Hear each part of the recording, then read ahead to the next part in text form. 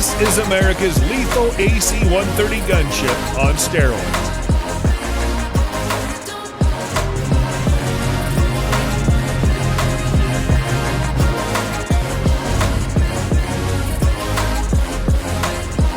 The historic, lethal, and combat-tested AC-130 gunship, known for attacking ISIS and Taliban fighters during close air support high-risk combat missions, is getting a massive technological upgrade with newer weapons and avionics to increase the effectiveness of the attack platform and extend its service life into future decades, service officials said. AC-130 gunship work involves upgrading the plane with weapons, targeting systems, and sensor packages, Colonel Robert Toth, Chief of Tactical Aircraft, Special Operations, and Combat Search and Rescue Division, told Scout Warrior in an interview. Early variants of the AC-130 gunship first entered combat in the late 1960s during the Vietnam War. Later variants served in the Gulf War, War on Terror, and War in Afghanistan, among other missions.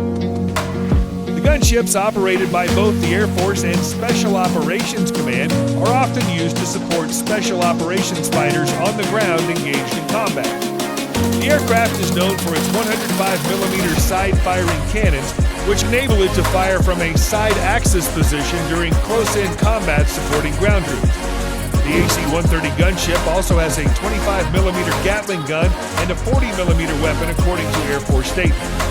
The Lockheed Boeing-built aircraft uses 4 Allison T-56 A-15 turboprop engines, each with 4,300 shaft horsepower. The 155,000-pound aircraft has a 132-foot wingspan and hits speeds of 300 miles per hour. Its crew consists of a pilot, co-pilot, navigator, fire control officer, electronic warfare officers, flight engineer, TV operator, infrared detection operator, loadmaster, and 4 aerial gunners. The AC-130's Spooky 2 gunship is a standard C-130 transport aircraft engineered for close air support combat. Its 105mm gun, called an M102 howitzer, fires 33-pound high-explosive shells at a firing rate of 10 rounds a minute, according to reported popular mechanics. The weapon has a range of up to 7 miles and is the largest gun ever operated from a U.S. Air Force aircraft, the report said. The aircraft's 25mm Gatling gun, the GAU-12, is the same weapon now on the F-35 Joint Strike Fighter. The weapon fires both high-explosive incendiary and armor-piercing incendiary rounds against enemy fighters, buildings, and light vehicles, popular mechanics writes. C-130 Fleet. The AC-130 gunships make up a small portion of a fleet of roughly 500 C-130 planes throughout the Air Force and Special Operations Command, Toth explained. The cargo planes are used to airdrop supplies, equipment, weapons, and troops in forward deployed locations.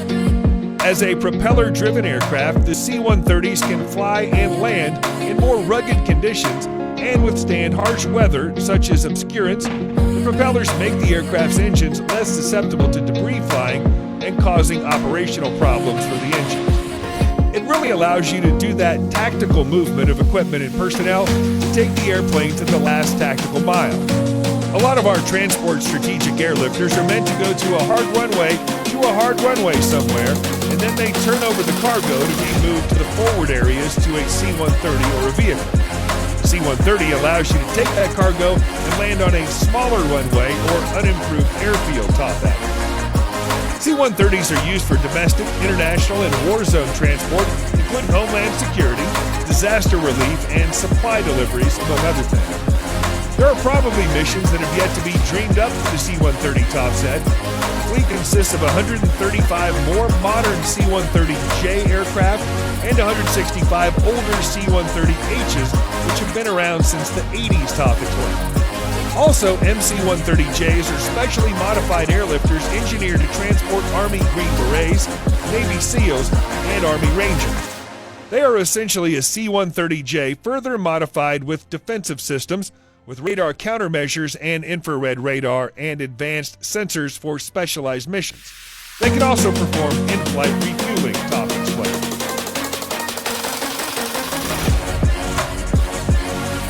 C-130 modernization.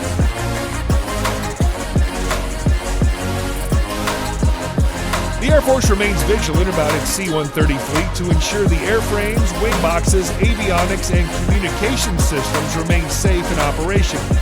This is particularly true of the older 1980s era C-130Hs, Toth added. The thing that causes the greatest risk to the airplane is the life of the wing. We monitor the wing of the aircraft, and as the wings get past their service, we bring the airplanes back in and bring in new structures, with the primary focus being the center wing box, which is the area where the wings mount to the fuselage, Toth said.